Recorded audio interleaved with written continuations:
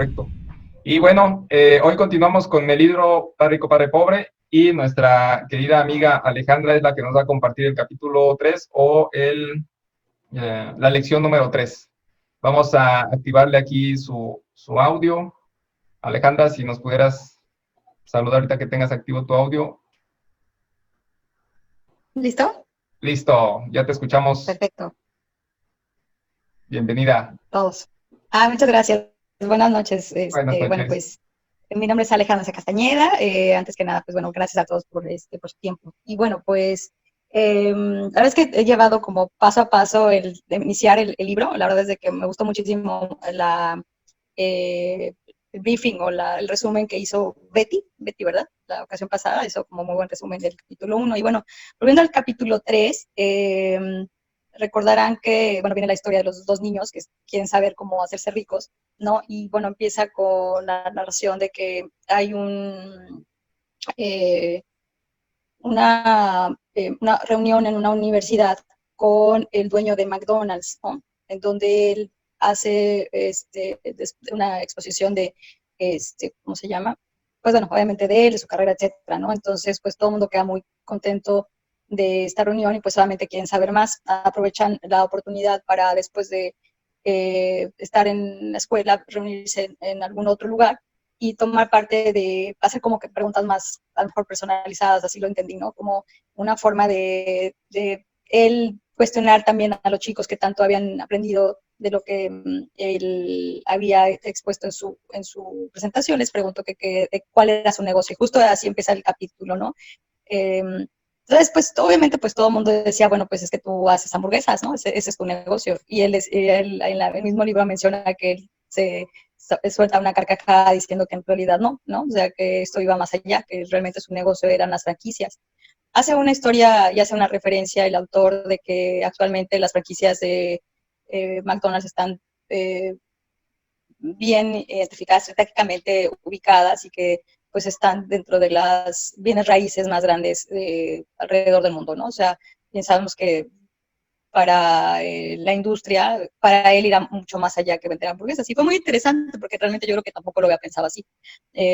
Hace una referencia de cómo hace una explicación del libro entre lo que es un activo, lo que es un pasivo y lo que hace referencia, por ejemplo, él decía que en algún momento él quería eh, llegar al banco, ¿no? Y que le otorgaron un crédito, un préstamo, ¿no? Entonces, sé que entre sus activos obviamente incluyó hasta sus palos de golf y sus trajes Armani, incluía como que todos como que si no era suficiente sus bienes casi de su coche, etcétera, y que bueno, lo que ellos más les sorprendía, decían los banqueros, era que por qué tenía tantas inversiones en bienes raíces. Entonces, hace una explicación muy interesante de lo que el padre rico con respecto al padre pobre siempre hace, pues obviamente, muy opuestos las ideas, ¿no? Respecto a lo que es la importancia de tener una educación financiera, ¿no? Y el que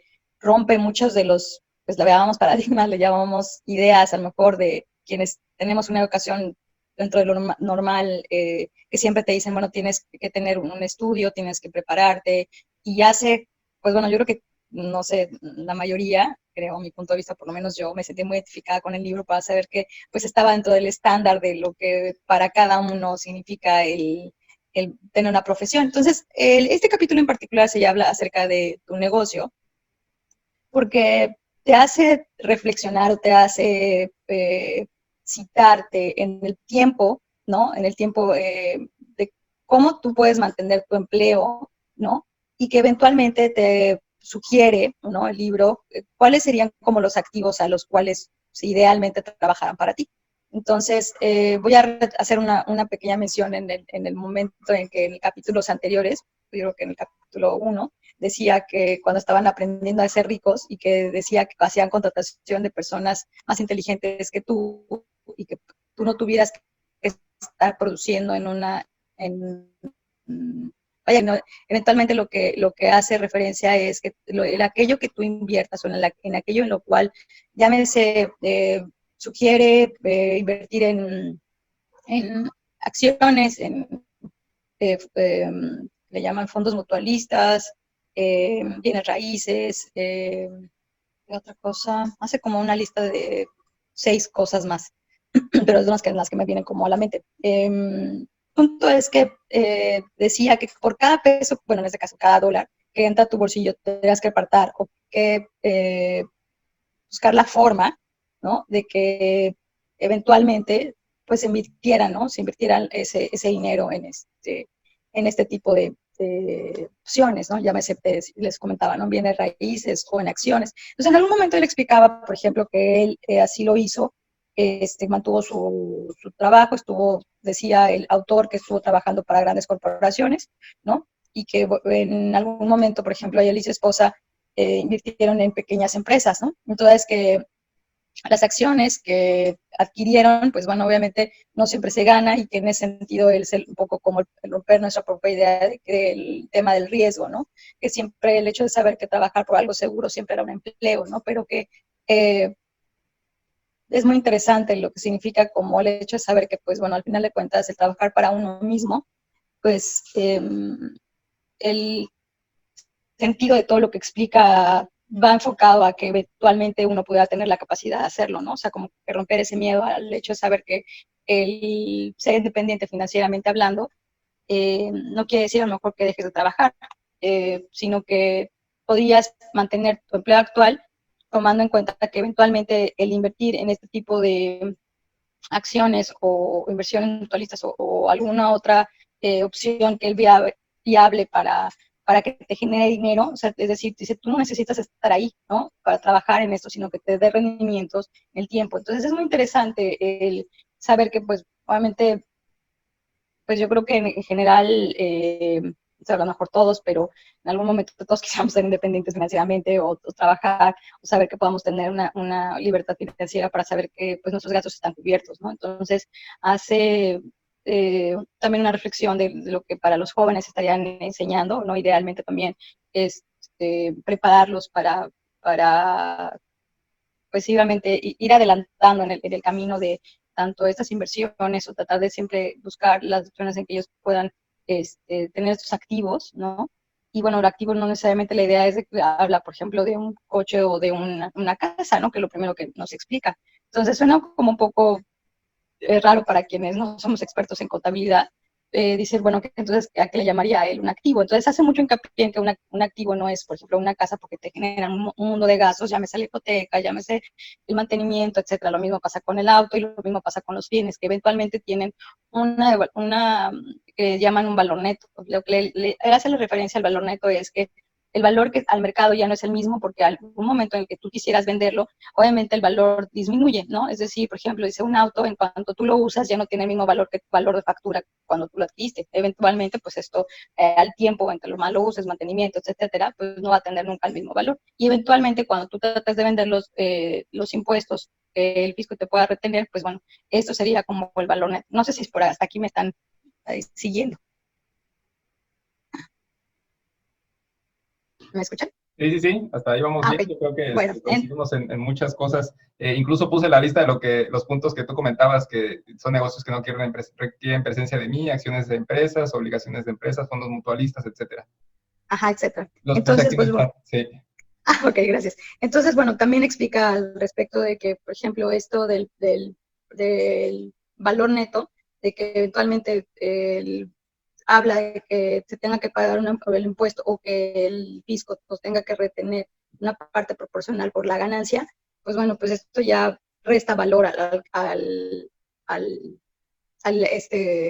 ¿cómo le podemos llamar? Bien, ¿no? Que en algún momento nosotros podamos pensar que es un activo. Entonces, por eso es que cambia nuestra idea de qué sería prácticamente los activos. Él específicamente pone activo como todo aquello que te genera dinero, ¿no? Sin que tú tengas que estar presencialmente ahí, sino que tú puedas tener el peso, utilizar la cabeza, eso es lo que nos da a entender en el libro, ¿no? Cada vez que le dice que los niños le dan una palmadita en la cabeza, o sea, haciendo como pero como bien padre aconsejando el padre rico al niño, y hace mucha comparación siempre con su papá, que ha sido bien educado, que ha trabajado toda su vida y que eventualmente, por ejemplo, algo fue muy interesante, como hizo una referencia, a lo mejor no se me estoy adelantando, me estoy adelantando un poco porque habla al respecto un poco de la historia de los impuestos, creo que por ahí me adelanto, pero también muy interesante porque cómo surgieron y hablar de la historia entre Inglaterra y Estados Unidos y un poco la guerra del té. Creo que este es el siguiente capítulo, ¿verdad? Pero bueno, no importa, creo que ya veré perdón que lo mencione, pero ¿a qué iba con el comentar esto? Es que me llamó mucho la atención o tratar de como que captar toda la información y eventualmente ponerme en la situación de decir, híjole, o sea, creo que pues el promedio de la gente, si no alcanza a ser profesionista, pues la idea que tenemos al respecto del dinero es muy interesante, saber que el tema está relacionado también a las emociones, porque por ahí habla un capítulo muy interesante acerca de cómo el poder versus la emoción relacionada al dinero. Entonces, en un capítulo por ahí también creo que me queda como muy en mente a lo que él decía, que era, creo que en el capítulo 1, cuando hablaba acerca de trabajar sin tener una remuneración o sin dinero, y que eventualmente decía, es que esto es muy injusto, ¿no? Y decía, bueno, si tú en algún momento aprendes a trabajar sin, ¿cómo le podría decir? No sin la necesidad de, pero creo que era, no recuerdo mejor textualmente, pero el punto es que es muy interesante el hecho de como de la emoción relacionada al tema de dinero y seguridad, ¿no? Todo lo que está asociado al tema de seguridad con respecto al dinero y de por qué las emociones atañen a que esto eventualmente sea lo que determina nuestras decisiones. Entonces, creo que es una de las cosas que más me llevo, ¿no? Creo que he tenido como la mesura de leer poco a poco. Y bueno, creo que hasta aquí es el momento en el que, creo que al final del capítulo, si mal no cito, lo último que habla acerca de esto es que, por ejemplo, su esposa comenta que se compró un Mercedes-Benz, ¿no? Y que, bueno, él eventualmente, bueno, obviamente está muy contento de que ella haya decidido irse bien, y se da cuenta que el tiempo que les llevó tener este auto era alrededor de 4 años después de las ganancias que tuvo a través de las inversiones mutualistas entre él y su esposa, ¿no? Entonces dice, bueno, me alegra muchísimo porque mi esposa aprendió a saber cómo invertir o cómo hacer rendir su dinero, ¿no? Entonces, yo creo que es muy interesante por todo lo que tiene también que ver en algún momento con un plan de pensiones y cosas así. Yo creo que todos tenemos una edad distinta para saber en qué momento creo que este libro viene bien a tenerlo casi que como una guía, ¿no? Entonces, pero bueno, yo creo que hasta aquí es mis comentarios. Muchas gracias. Sí, de hecho, yo digo que este libro es, para todo emprendedor es de cabecera iniciar con este libro. Es súper interesante la reflexión que nos abre la mente, como dice mi esposa aquí al lado. Y sí, digo, venir de un mundo diferente en el cual un activo es totalmente diferente, que casi igual mi papá me decía, no, es que tienes que trabajar mucho para ser alguien en la vida, o estudia mucho, incluso lo menciona Kiyosaki en este libro, ¿no? Hay que estudiar mucho para tener un buen empleo, y eso le dice también su papá, y su otro, el padre rico, le dice, no, pues crea activos que te generen libertad financiera en un futuro, ¿no? Y incluso hay algunas frases igual que me gustan mucho, que dice los ricos, los ricos adquieren activos, los pobres solamente tienen gastos. La clase media construye pasivos que piensa que son activos, entonces, ¿cómo puedo comenzar a ocuparme de mi negocio? Y ahí empieza todo.